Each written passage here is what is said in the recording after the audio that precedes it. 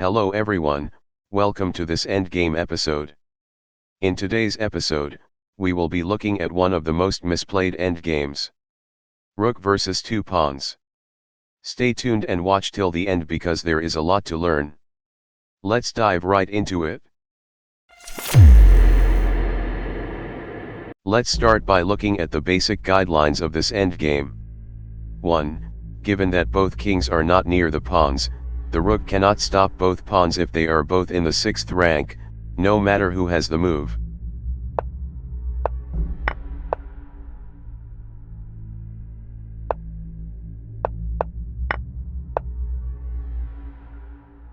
Two, the rook cannot stop both pawns if one is on the 5th rank and the other on the 7th rank, no matter who has the move.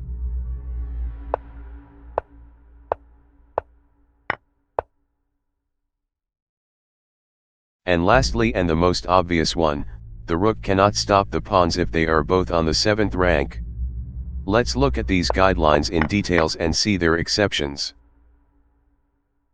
This is the first position we are going to see. In this position, we notice that one pawn is on the 5th rank and the other on the 6th. The win depends on who is to move. If white is to move, then both pawns reach the 6th rank, hence the first guideline we saw is fulfilled and white wins. White can also push the pawn to the 7th rank and the second guideline we saw is fulfilled. If black is to move, the black wins. But remember this, black will first attack the most advanced pawn. Rook to a1. The rook attacks the most advanced pawn and both pawns cannot move. King to g3. Rook to a5. And both pawns are lost. As you always find in most principles, there are exceptions. In this position, one pawn is on the 7th rank and the other on the 5th rank. According to the second guideline, this position should be losing for black. However, this is a draw. Let me show you how draw this position. First is to play rook to b4 attacking the most advanced pawn.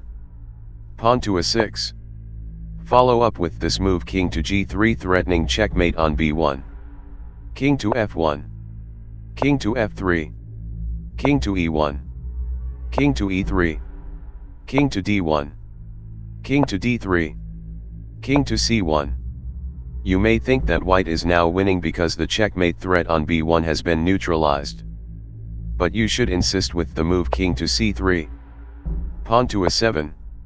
Instead of capturing the pawn on b7, play the move rook to h4 like a true endgame master, threatening mate on h1.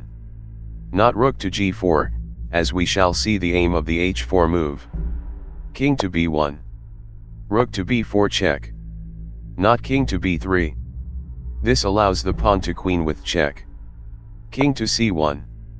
Rook to h4. King to d1. King to d3. King to e1. King to e3. King to f1. King to f3. King to g1. And here comes the move rook to g4 check. And white can no longer escape from the checkmate threats. That said, let us see what happens when the stronger king is in front of the pawn. In this position, black's plan is to go behind the pawns and try to capture the pawns with the help of checks and the king. Considering the king is in front of the pawns, this is pretty easy.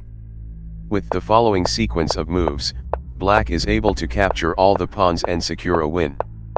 We therefore conclude that if the stronger side's king is in front of the pawns, then the pawns are captured. But what happens when the stronger side's king is on one side of the pawns? Let's see this on the next position.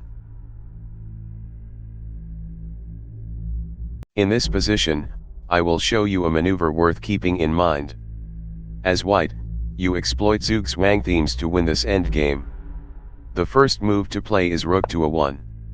This puts your opponent in a zugzwang. King to c3. At this point, play the move king to e3.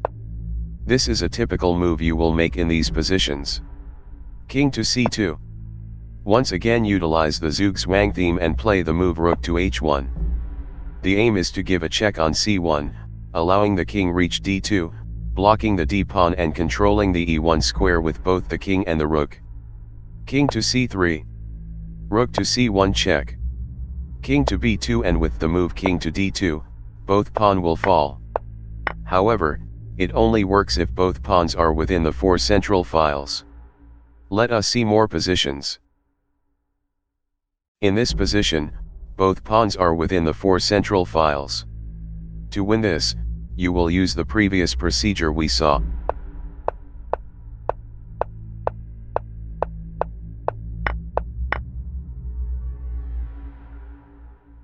In this position, however, it is fortunate for black. One of the pawns is not within the 4 central files. The above procedure we saw won't work, and this is therefore a draw. Rook to e1. King to a2. King to c3. Black has this great move, pawn promotion to queen check. Rook takes pawn. This is followed by pawn to b2, attacking the rook and threatening to promote. Rook to c2, pinning the pawn to the king. This does not work due to the move, king to a1, and after the rook takes pawn it is stalemate. As you can clearly see, this position is also a draw. Having seen those concepts, let's see a more advanced concept referred by Dvorsky as the tail hook. We will use this position to learn this technique. Black is aiming to draw the position by capturing all pawns. So, what is white's plan? Simple. Try to push one pawn, exchange it for a rook, then promote the other pawn. Black's plan is the basis of this technique. Step 1. Bring the king to the less advanced pawn. Step 2. Capture the more advanced pawn with the rook. If the two pawns separate, then capture the less advanced pawn with the king. Let me show you how. You first play the move rook to f3. This time black is not trying to stop the more advanced pawn, since it is supported by the king. This move is really important as it stops the white king from moving to g7 and support the promotion of the f-pawn. Pawn to g7. White tried to promote. This is now the time to stop the more advanced pawn. Play the move rook to g3. King to f7, controlling the promotion square. King to d4. The king comes closer to the pawn. Pawn to f6. Note that white promoting now only leads to a draw since black's king is able to catch up with the less advanced pawn. Play the move king to e5. This is the tail hook. The king hooks the less advanced pawn and the rook is ready to stop promotion. Pawn promotion to queen. Rook takes queen. King takes pawn. And the last pawn falls. That's seen. Let's see the same technique in use in a different situation. At first glance black may seem to be winning. But by using the tail hook, you can achieve a draw in this position. Pawn to h4. The pawn advances. Play the move rook to g7 check. King to f4. Check the king again with rook to f7. King to g3. These two checks pave way for the king to approach the less advanced pawn through the g and h files. King to g7. Pawn to h3. King to g6. Note that it is important to keep the h file open in case the rook is needed. Pawn to h2, threatening to promote. Play the move rook to h7, stopping the pawn from promoting. King to g2, controlling the promotion square. Then follows king to g5. Pawn to g3. And with the move king to g4, the tail hook is set. Having learned that, let's move on to the next section of this episode. Rook versus two isolated passed pawns.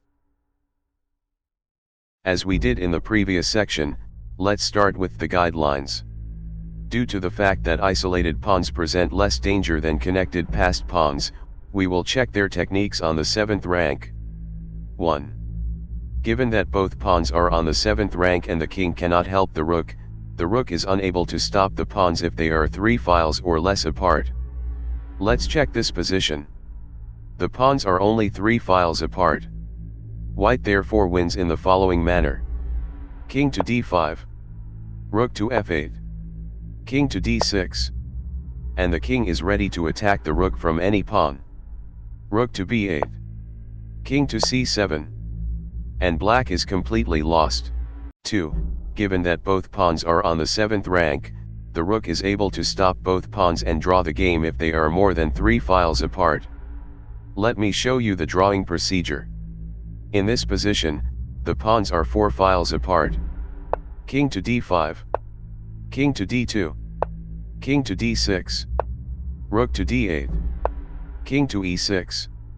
The white king tries to attack the rook, but there are too many squares. Rook to b8. King to f6. King to c3. King to g6. King to b4. King to h7 threatening to promote. Rook takes pawn, pinning the pawn to the king and capturing it in the next move.